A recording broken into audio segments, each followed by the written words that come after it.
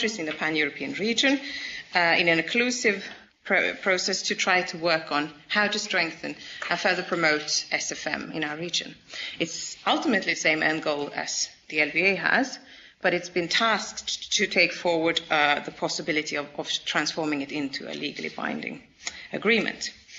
So first, and staying on this voluntary track, I just wanted to make you aware of the fact that it's to implement those commitments made, and in particular the Oslo ministerial decision with a view to the European forest and their status at 2020.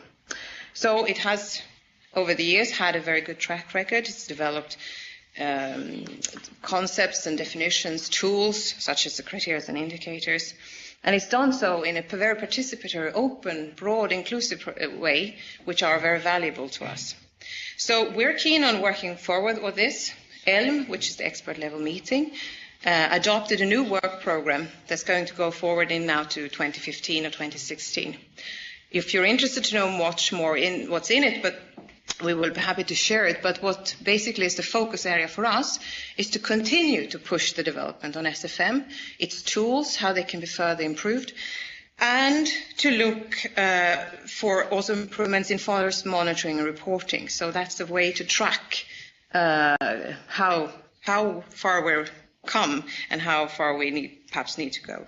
Also on emerging issues, I think this is important that the Forest Europe keeps staying relevant and takes a proactive attitude to have cross-sectoral discussions with other interested parties, etc. One theme that will naturally be there is what role for forests to play in a transition to a greener, bio-based economy.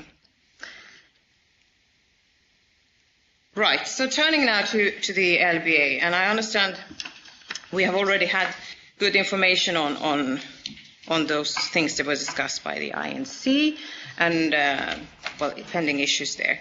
I will try to just to focus on two things. Of course, a little bit on how it's understood from a Swedish perspective and the things that we want to see in respectively out then. I think a few words to just start where we were last spring.